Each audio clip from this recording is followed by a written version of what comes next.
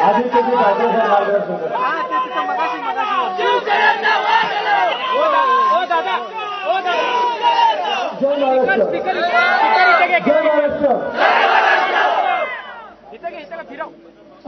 तर हा मोर्चा होता. मोर्चांमध्ये काही चिंतितोर समोरून आले.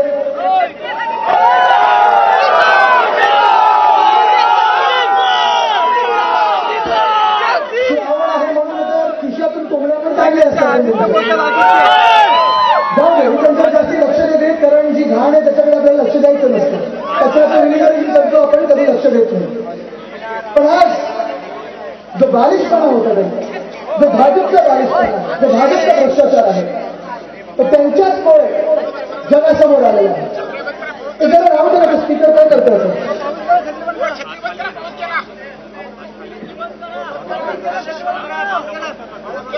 खरं तसं पाहायला गेलं तर खासदार, इकडचे स्थानिक खासदार जे स्वतः कसे जिंकून आले तुम्हाला माहिती, पण 4 दिवसानंतर आले. वैभवजींची प्रतिक्रिया जी होती ती पहिल्या दिवशी होती, उत्स्फूर्त होती. आणि मला वाटतं आपण सगळेच, काल मी अंबादास दानवेजी आम्ही परवा संभाजीनगर, छत्रपती संभाजीनगरमध्ये होतो आणि तिथे देखील आम्ही लगेच हा विचार केला की नाही, आपण इथे शिवरायांबरोबर जे झालेलं आहे तिथे जाऊन पाहिलं पाहिजे. महाराजांची महाराष्ट्राची माणसं आहोत, तिकडच्या मातीतल्या माणसं आहोत. भ्रष्टाचार जरी भ्रष्टाचारी जनता पक्षाने केला असेल तरी आपण या मातीतले इकडचे लोक आहोत, महाराजांचे मावळे आहोत आणि इथे जाऊन पाहिलं पाहिजे काय झालं. कालच रात्री मला वाटतं राजन सावी साहेब आले, विनायक राऊत साहेब आले, जयंत पाटील साहेब, वडेट्टीवार साहेब वगैरे आम्ही सगळे आलो. माझ्यासोबत सुधीर शिंदेजी देखील आले. आणि म्हणून की आपण जे बोलतो ते खरं आहे. ही परिस्थिती सर्वत्र आपण पाहतो, देशभरात आहे.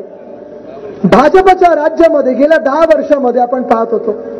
पाऊस थांबायला आलाय, मी जरा विनंती करेन थोडी थांबा पावसाला. पण 10 वर्ष आपण पाहतोय जे जे भाजपाने काम केलेलं आहे त्या कामाला गळती लागलेली आहे. कुठचाही एकही असा भाग देशात सोडलेला नाहीये तिथे भाजपाने भ्रष्टाचार केला नाहीये.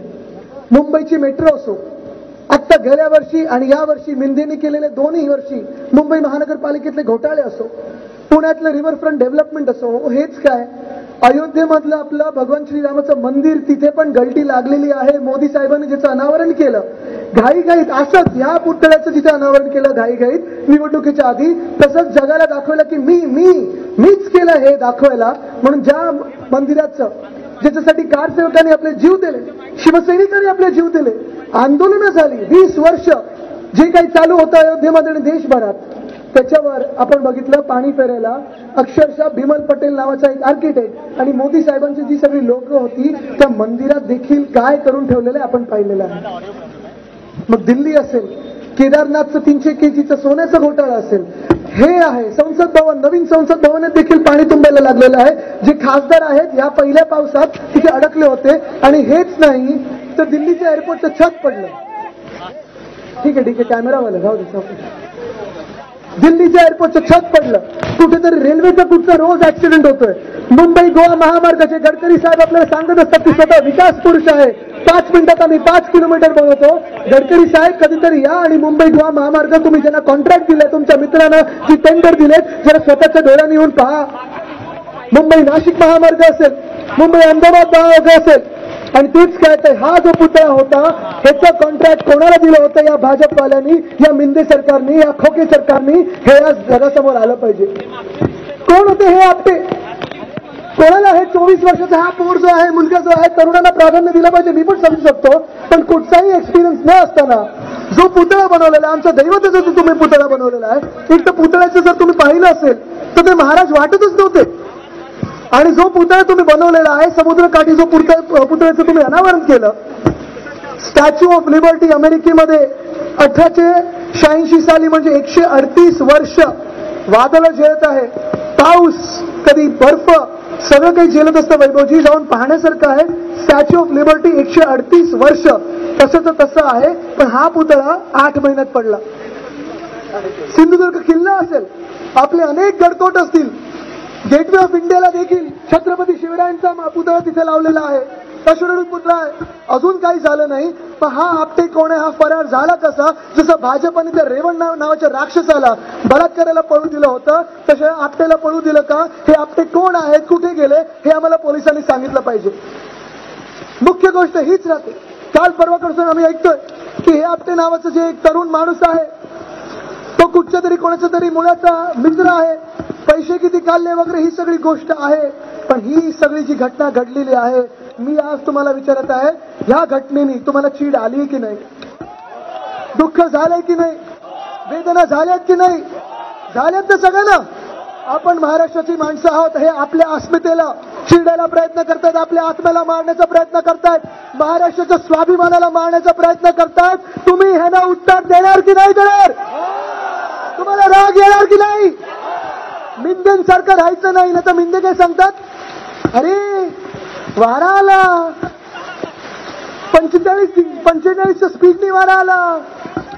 दुसरे एक निर्लज्ज मंत्री, राजकीय नेता जो निर्लज्ज असतो, टिपिकल राजकीय निर्लज्ज नेता दिसणार ते केसरकर साहेब, ते येऊन सांगतात ह्याच्यातून वाईटातून काहीतरी चांगलं होईल. मला भीती अशी यायला लागलेली आहे की महामानव डॉक्टर बाबासाहेब आंबेडकरांचं स्मारक बांधतायत, तिथे पण असा पुतळा बांधणार की काय? कारण सगळीकडे भ्रष्टाचार करतात. ह्यांना संविधानावर राग येतो, ह्यांना महाराष्ट्राबद्दल द्वेष आहे, ह्यांना छत्रपती शिवरायांबद्दल द्वेष आहे. आणि म्हणूनच छत्रपती संभाजीनगर मधलं जे एअरपोर्ट आहे त्या विमानतळाचं नाव आपण छत्रपती संभाजी महाराज विमानतळ हे 4 वर्षापूर्वी केलं होतं. मोदी साहेबांनी परवानगी दिलेली नाहीये. जयंत पाटील साहेब इथे गोव्यामध्ये मोपा एअरपोर्ट जे आहे त्या एअरपोर्टचं नाव मनोहर पर्रिकर साहेब यांच्या नावाने दिलेलं आहे. अयोध्येमध्ये जे विमानतळ आहे तिथे नाव याच भाजपवाल्यांनी महर्षी वाल्मिकी आंतरराष्ट्रीय विमानतळ दिलेलं. द्या, कोणाला काही आमचा विरोध नाही, पण आमच्या महाराष्ट्रामध्ये दिवा पाटील आंतरराष्ट्रीय विमानतळ आणि छत्रपती संभाजी महाराज विमानतळ जे आम्ही छत्रपती संभाजीनगरचे विमानतळ आहे त्याचा तुम्हाला विरोध काय? एवढा महाराष्ट्र द्वेष काय? आणि म्हणून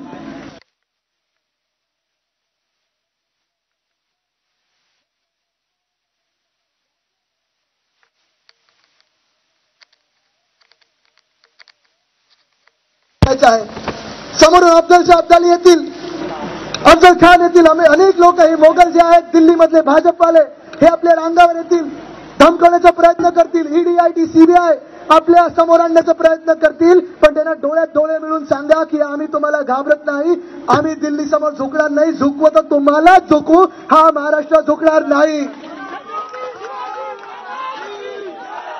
लढायला तयार आहात का? लढायला तयार आहात का? लढायला तयार आहात का? आजपासून सांगायचं, मिंदे सरकार, मिंदे सरकार, भाजप सरकार, भाजप सरकार, खोके सरकार, खोके सरकार, महाराष्ट्र द्वेष्ट सरकार, मिंदे सरकार. धन्यवाद. जय हिंद, जय महाराष्ट्र, वंदे मातरम.